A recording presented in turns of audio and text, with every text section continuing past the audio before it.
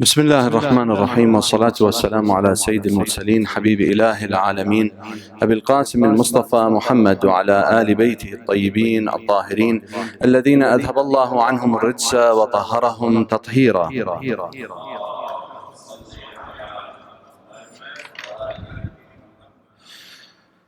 That was the most tired salawat I've heard in a while. I know you just had iftar, and jazakumullah khairan jaza for coming.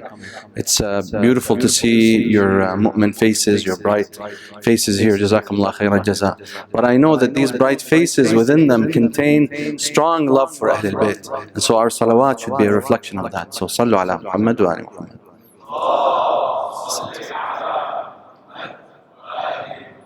Ahsantum, that's much better. واللعنة الدائمة الأبدية على أعدائهم أجمعين من الآن إلى قيام يوم الدين. قال الله تعالى في كتابه الكريم وقوله الحق. Allah subhanahu wa ta'ala states in the Holy Quran in the chapter of Al Imran, chapter 3 verse 132. He says, أطيعوا الله والرسول لعلكم ترحمون.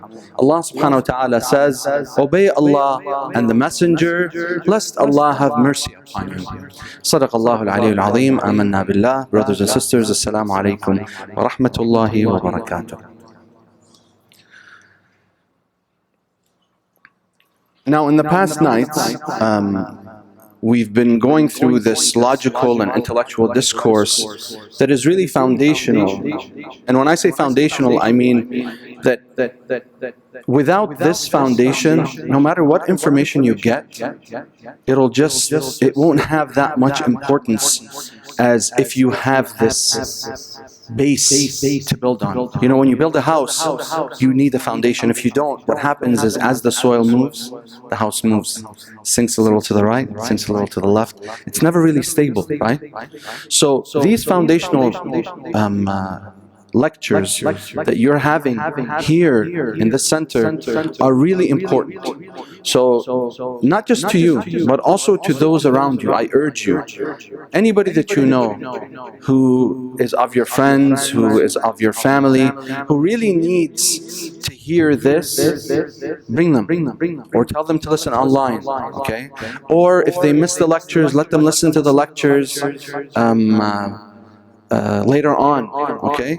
At another time, when they can, you know, listen to it with them, all right? And the reason why I tell you is because I was you one day. I was you. Those who have spoken to me know that I was you one day, okay? I was in your shoes. I know the kinds of challenges we go through in the West. And some of the questions that we're posing in these lectures, actually all of them, all of the questions, the titles of every single lecture are a question that each one of us had at a certain point in our lives, if we don't have them now. So I urge you, please, I want you to learn this foundational information. I don't get anything by telling you this, except inshaAllah thawab of learning. They say the sadaqah of learning is to teach others, right? So I ask inshaAllah that we receive that sadaqah. Ala kulli hal. Sallu ala Muhammad wa ali Muhammad. Now yesterday we proved the legitimacy of the Holy Quran. But there was something missing that we didn't have time to finish up on. And that's what I want to do today at the beginning. And then after that, we'll address the question of this lecture, which is, do we need a leader? Okay? So really quickly, I'll just wrap up. And the reason why it's important to wrap up is because it's connected to this question of do we need a leader or not, okay? I do encourage you, please take notes, all right?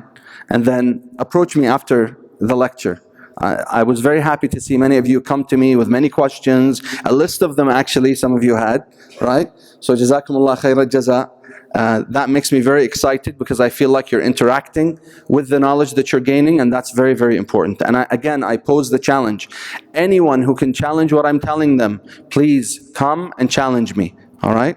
This is the forum where we can answer these questions for you. All right, so we proved then that the Quran is consistent, and we said that it would have to be consistent, this message of God, because Allah is consistent, He's unchanging, right?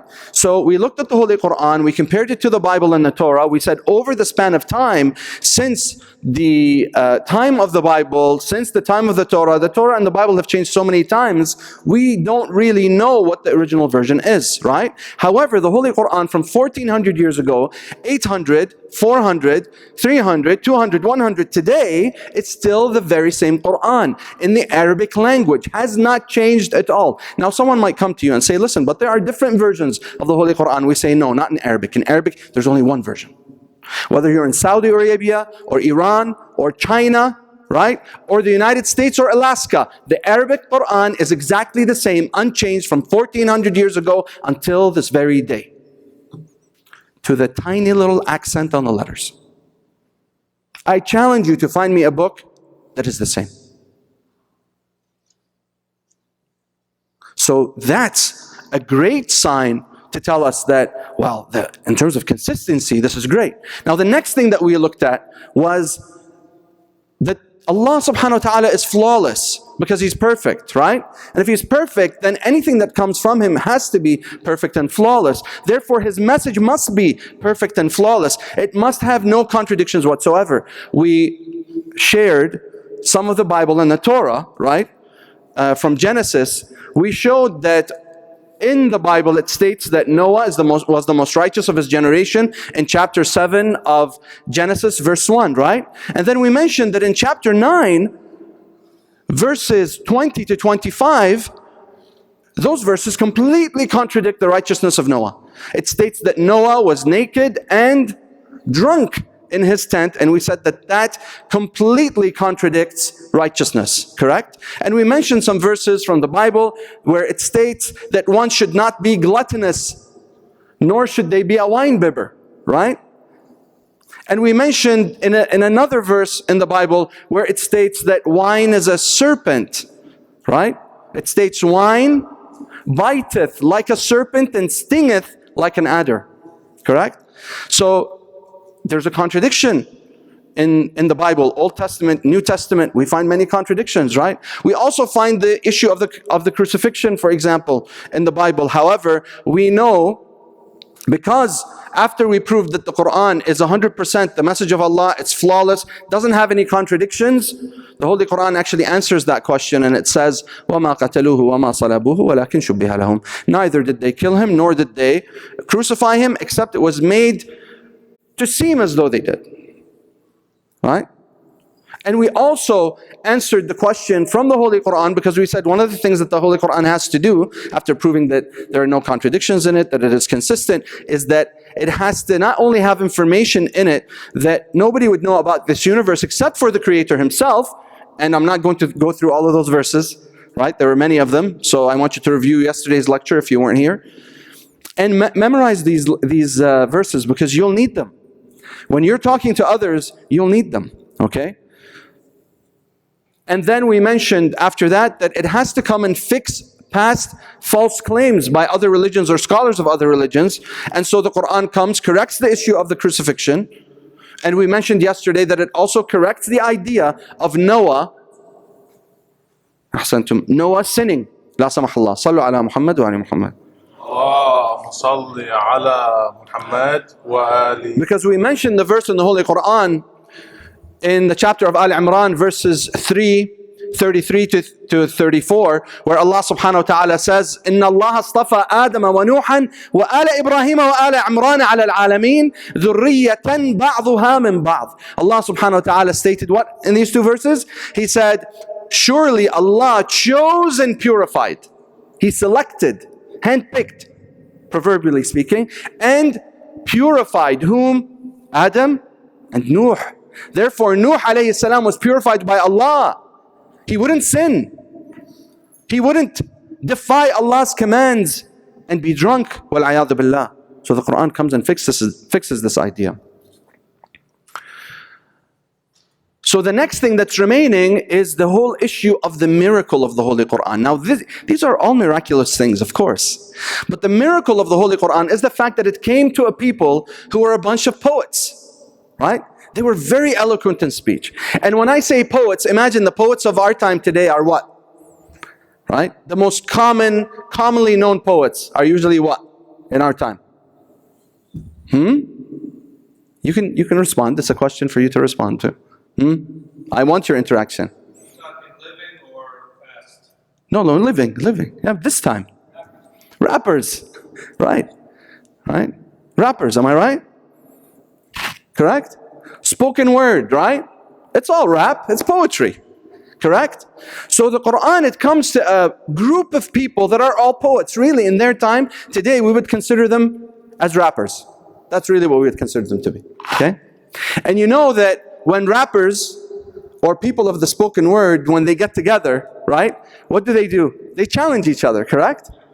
To see who's best. So in that time, Hajj was the season for the poets to have the tournament where they would challenge each other and see who's the best poet. And the best poet would have his lines displayed on the sides of the Kaaba. You know, today when you look at the Kaaba in Mecca, you see that black curtain around it, right?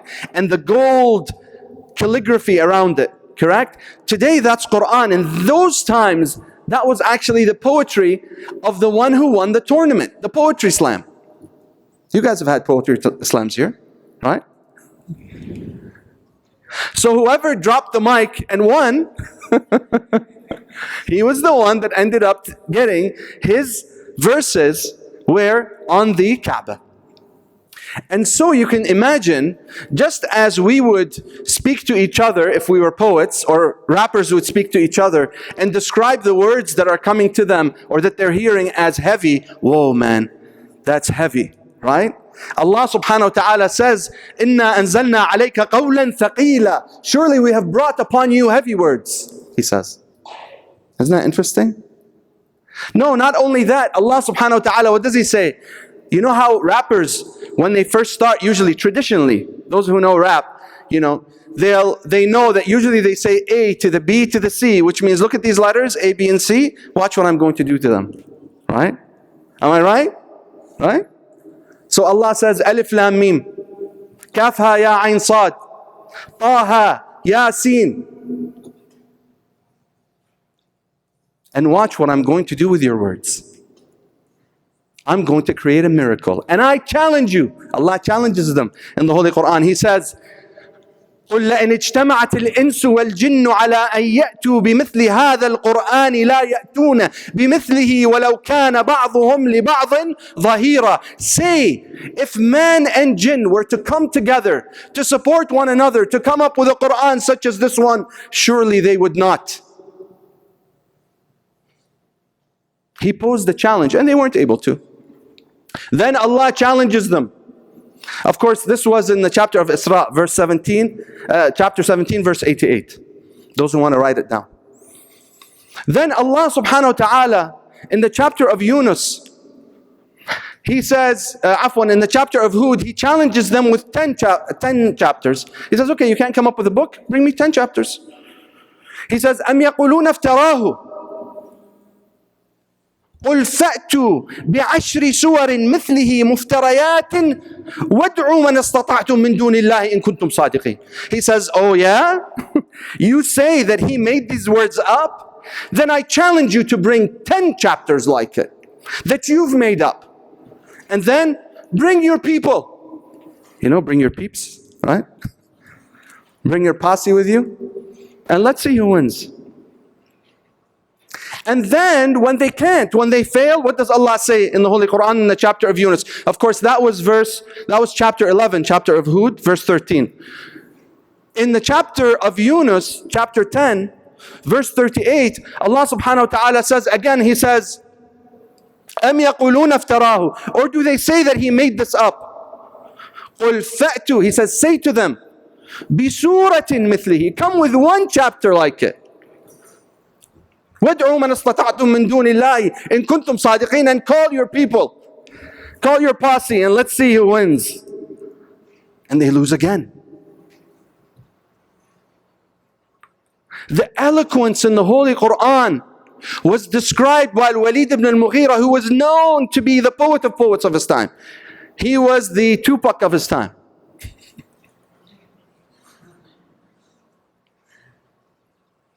right? And what happens? He goes and he listens and he says, my goodness, these words that I've heard, I've never heard words that soar to such heights, nor words that dive into the depths of the deepest of oceans. Surely these are not the words of a human being. So when he goes back to Quraysh, they say to him, we sent you so that you can tell us some bad things about these verses, and here you are, you're supporting. So he says, oh, the best I can come up with is, maybe he's insane. Maybe it's magic. إِنَّهُ لَسِحْرٌ يُؤْثَرُ. It's magic. So you see, the people of the time were not able to come up with anything like it, even though they were the most eloquent in the Arabic language. In that time, there was no one more eloquent in the Arabic language than those people. Today, therefore, by priority, no one would be able to come up with anything like it, because we don't have that level of eloquence that they had in that time. And even if we did, those who have it are numbered, right? And if they were so eloquent over time, at least they would have been able to change the words of the Quran. And there were many attempts, but no one could. No one was able to. And that's why from 1400 years ago until this very day, this Quran in the Arabic language is exactly the same and unchanged. Now the interpretations in English and Romanian and Russian and Chinese, and depending on which school of thought, that's a different story.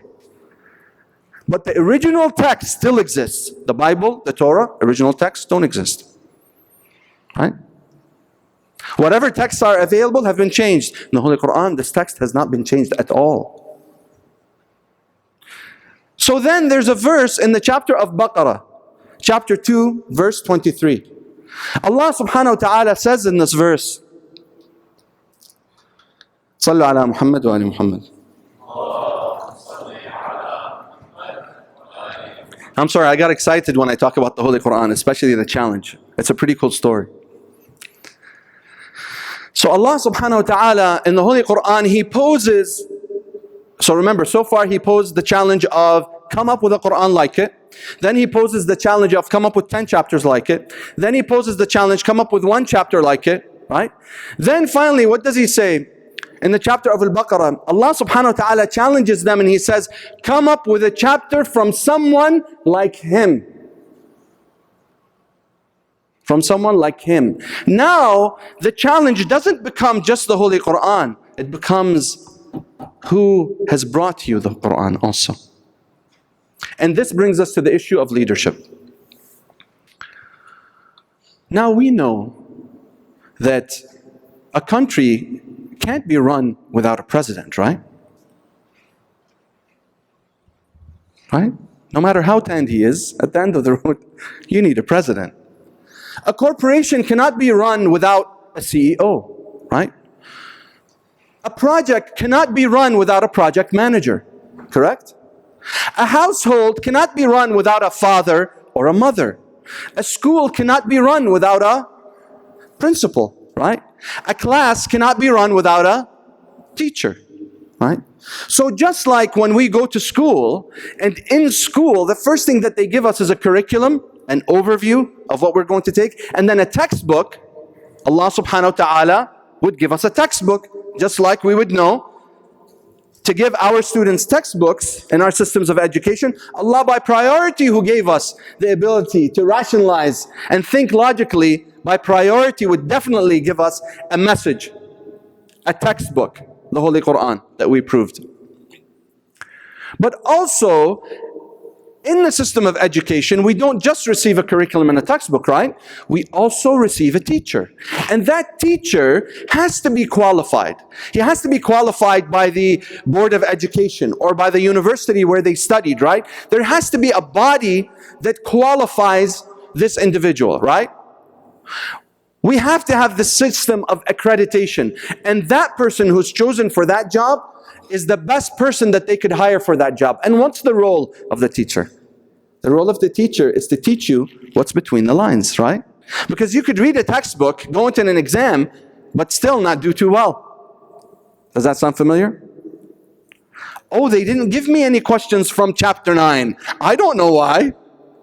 Ya immi or ya bayyi, right? That's why I got the C. Right? Of course, nobody here gets C's. Everybody gets A pluses.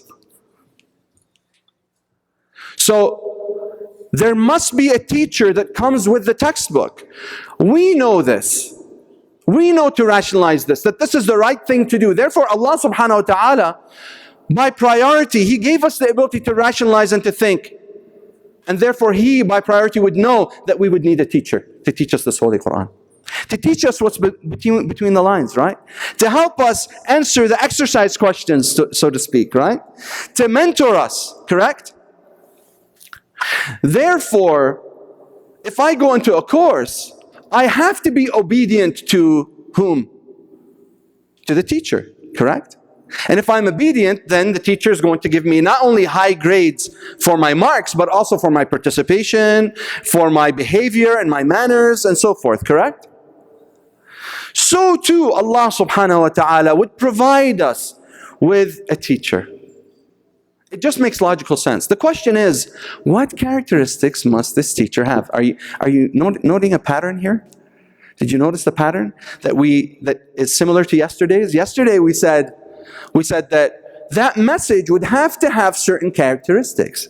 Those characteristics would have to be a reflection of the all-perfect, consistent, unchanging Allah, the all-wise, the all-knowing, and so forth, right? Therefore, the same thing would have to apply here. Because you see, if the person that is placed in such a position is not qualified, would you take him seriously? Let me give you an example. Brother Ali, I come up to you and let's say I'm a smoker. I'm not a smoker. Say no to smoking, okay? Let's say I'm a smoker. And I'm puffing a cigarette in your face, okay? Ali, stop smoking. It's bad for your health.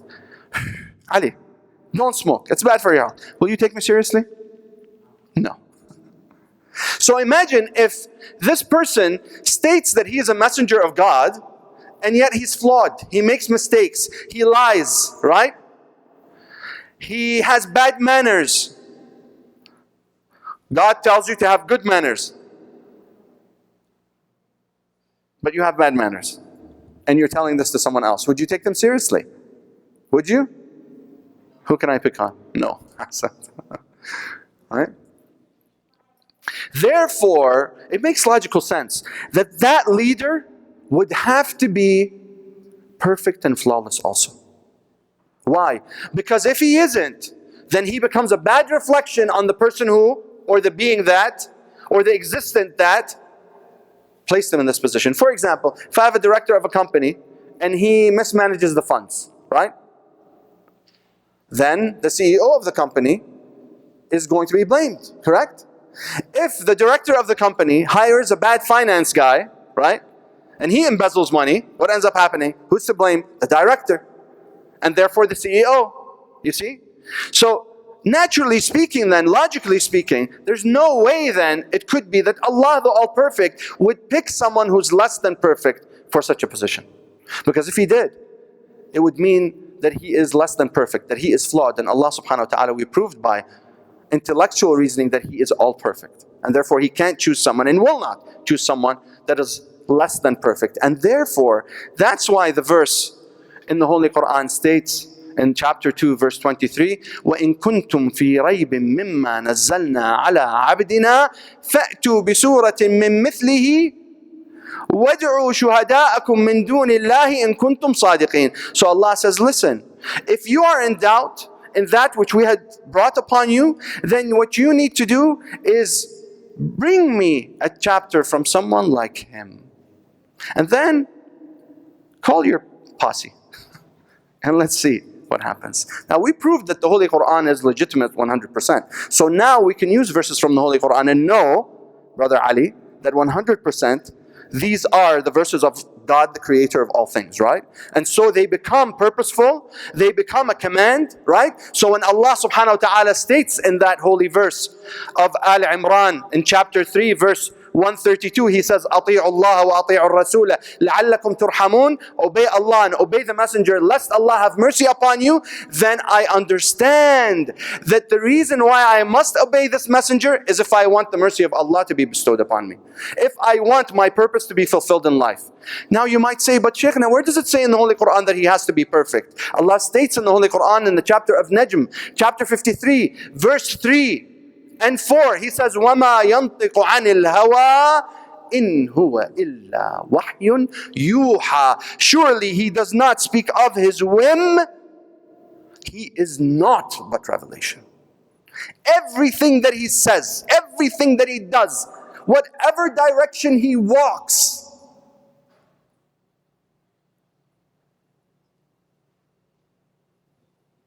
is revelation from Allah subhanahu wa ta'ala. Why?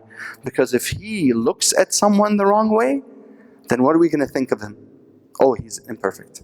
If he walks in the wrong direction, then we're going to think he's what? Imperfect. And what happens? The stakes are very high here. They're very high. Therefore, the type of leader that we must follow in Islam has to be a reflection of a perfect God. And therefore, it has to be someone like him. The one who even the disbelievers trusted. The one who, when they would leave to Sham for their trade, they would leave their wealth with him and call him as-Sadiq al-Amin. He was known for being truthful. He was known for being trustworthy. By who? By the kuffar, the disbelievers themselves. Therefore, you see that these verses are a reflection not only of the intellectual necessity, but exactly how things should be. Which now tells me that now, not only did I prove that Allah exists, not only did I prove that He is all perfect and unlimited, not only did I prove that He is unchanging, He always existed and will always exist, I also proved that this Quran is truly the book of Allah, and I proved that this messenger, Prophet Muhammad, is truly the messenger of Allah. Sallu ala Muhammad wa ali Muhammad.